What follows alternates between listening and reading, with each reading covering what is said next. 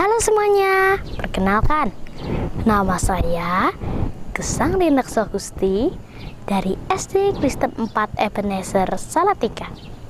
Salatiga kota kecil yang indah di dekat kaki Gunung Merbabu. Hawanya sejuk, masyarakatnya ramah.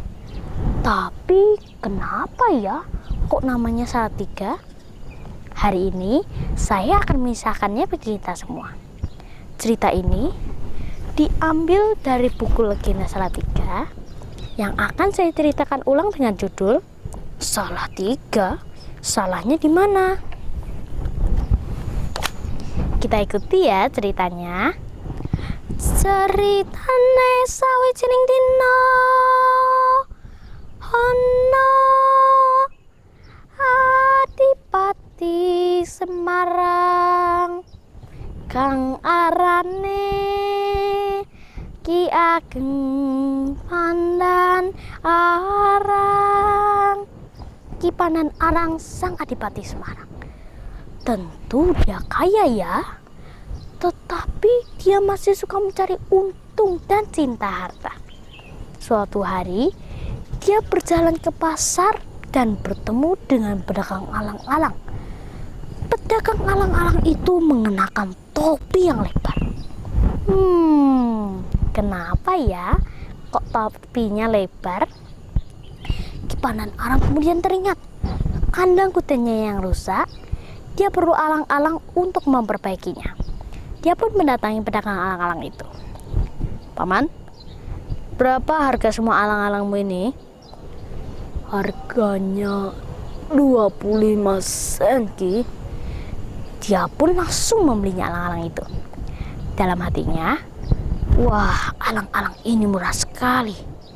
Tapi tolong sekalian bawakan alang-alang ini ke rumah saya ya. Baik, Ki. Dia pun memikul alang-alang dan pulang bersama ke Kadipaten. Sesampainya di Kadipaten, Ki Pandan Arang merasa kalau alang-alangnya masih kurang. Lalu dia memesan lagi. Paman, besok tolong bawakan saya alang-alang lagi ya. Baik, Ki.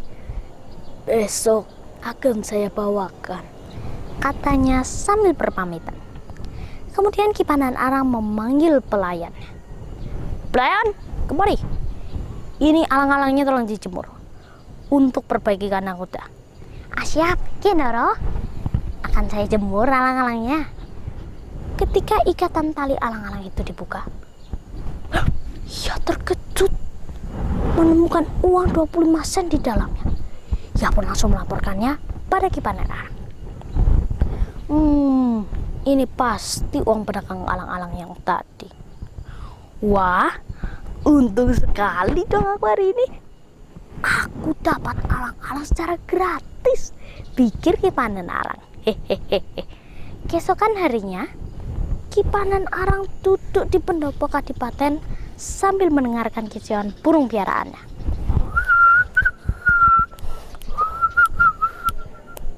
Dia terkejut. Kamu, pagi sekali kamu sudah datang. Ternyata pedagang alang-alang sudah sampai untuk mengantarkan pesanan alang-alang. Sini duduk. Pagi sekali kamu datang. Rumahmu itu di mana sih? Rumah saya ada di Gunung Jabal Kaki. Dari gunung? Wow, jauh sekali. Apa kamu mondok di sekitar sini? Tidak, Ki. Kemarin saya pulang ke rumah. Ki Pandan Arang heran. Orang ini jauh-jauh berjalan, tapi hanya untuk uang 25 ketek. Tapi hati Ki Pandan Arang tidak tergerak sedikit pun untuk mengembalikan uang yang tertinggal milik si pedagang alang-alang kemarin. Dia hanya membayar alang-alang untuk alang-alang yang baru saja diantarkan. Nih, uang untuk alang-alangmu. Terima kasih. Jika diperkenankan, bolehkah hamba meminta tambahan lagi?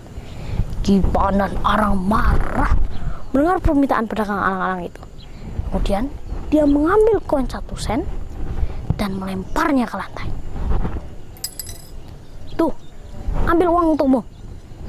Maaf, Hamba tidak bisa menerima uang dengan cara kasar seperti ini. Kamu itu siapa? Orang miskin kok minta dihargai.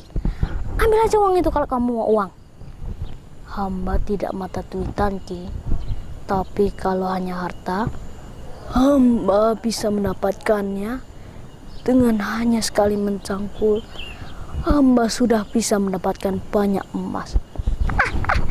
Kamu bohong. Coba buktikan. Kau bisa buktikan? Aku akan jadi muridmu. Baik.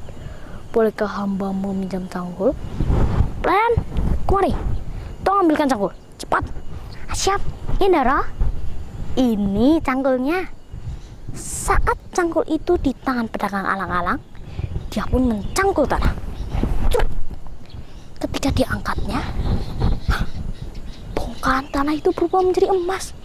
Kipanan Arang sadar kalau orang ini bukanlah orang yang biasa. Siapa ya? Ketika topi yang menutupi wajahnya itu dibuka, ternyata Sunan Kalijogo. Kipanan Arang segera bersujud. Ampun Kanjeng Sunan, hamba bersalah. Tolong maafkanlah hamba. Baik, saya akan memaafkanmu kalau kamu bertobat. Hamba bertobat. Hamba siap berguru mengikuti Kanjeng Sunan. Kalau mau jadi muridku, susulah aku ke Gunung Jabalkat. Terus jalanlah ke selatan sampai kau temui pohon jati muda. Tapi jangan membawa bekal apapun. Baik Kanjeng Sunan, akan saya lakukan. Tiba-tiba Sunan Kalijogo menghilang. Kipanan Arang segera menceritakan kejadiannya pada istrinya. Dia berpamitan untuk pergi ke Gunung Jabalkat. Tapi istrinya ingin ikut. Kipanan Arang sudah melarangnya. Tapi istrinya terus memaksa supaya dia boleh ikut. Baik, kalau mau ikut syaratnya jangan membawa bekal apapun. Istrinya minta waktu untuk mempersiapkan diri. Dia masuk kamar dan mengambil tongkat bambu gadingnya. Diam-diam, tongkat bambu gading itu diisi dengan emas dan perhiasan. Mengetahui hal itu, Kipanan Arang kesal dan memutuskan untuk berjalan lebih dulu dan membiarkan istrinya tertinggal di belakang. Kipanan Arang memulai perjalanannya jauh. Setiap kali ia berhenti untuk beristirahat, ia menamakan tempat itu. Contohnya, ketika ia berhenti yang ke-9 kali, dia menamakan tempat itu Kesongo dan memutuskan untuk berjalan lagi. Tidak jauh dari Kesongo, saat ia berjalan, tiba-tiba, berhenti! Kamu Panan Arang yang pelit! Serahkan semua hartamu! Ada 2 orang penyamun yang menghadang. Saya tidak membawa harta apapun. Tapi kalau kalian mau harta, tunggu saja di sini. Istriku akan lewat. Ambillah tongkat bambu gadingnya. Di dalam tongkat itu ada banyak emas dan perhiasan. Tapi ingat, setelah kalian mendapatkannya, biarkan istriku menyusulku. Baik, tapi awas kalau kamu bohong. Tenang saja, istriku akan datang. Kemudian Kipanan Arang melanjutkan perjalanannya. Saat istrinya Nyipanan Arang lewat di tempat itu, dia dicegat dan direbutnya tongkat bambu gading. Ternyata banyak sekali emasnya dan juga perhiasan. Tapi kedua orang itu tidak mau melepaskan Nyipanan Arang. Nyipanan Arang berteriak, "Nggak, lepaskan aku! Dasar kalian!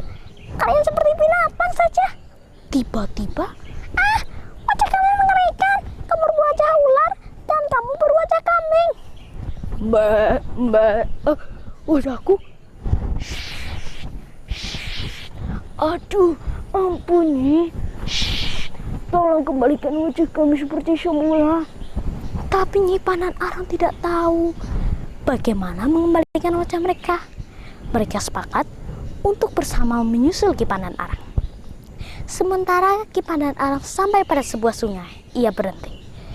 Wah, banyak sekali cacingnya di kali ini. Maka ia menamakan tempat itu Kali Cacing dan memutuskan untuk menyusul istrinya karena istrinya takut dengan cacing. Saat mereka bertemu, Ki Panan Arang terkejut melihat istrinya dikawal oleh 2 orang berkepala hewan. Mereka pun menceritakan kejadiannya kepada Ki Panan Arang. Maka Ki Panan Arang berkata, di tempat ini ada 3 orang mengaku salah. Yang pertama, istriku. Kamu sudah berjanji untuk tidak membawa bekal apapun, tapi kamu malah membawanya. Dan kalian juga seharusnya setelah mendapatkan emas dan perhiasan yang banyak, kalian membiarkan istriku menyusulku, tapi kalian malah menahannya. Maka sebagai peringatan, tempat ini kuberi nama Salatiga. Kebetulan di tempat itu ada 3 batu besar yang bertumpuk. Dalam bahasa Jawa, batu adalah selo.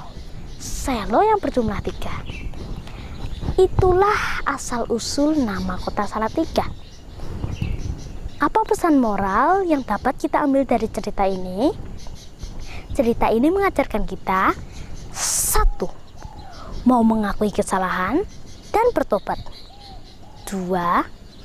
Jangan memandang segala sesuatu dengan harta, sebab ada nilai kehidupan yang lebih berharga dari harta, yaitu sikap saling menghargai. Mungkin itu sebabnya kota Salatiga menjadi kota paling toleran di Indonesia, karena hidup saling menghargai. Saya percaya di Nusantara ini ada banyak legenda yang mengajarkan kita nilai-nilai kehidupan. Kita bisa mempelajarinya dengan rajin membaca, karena membaca adalah jendela ilmu. Terima kasih sudah menyimak cerita saya. Dadah!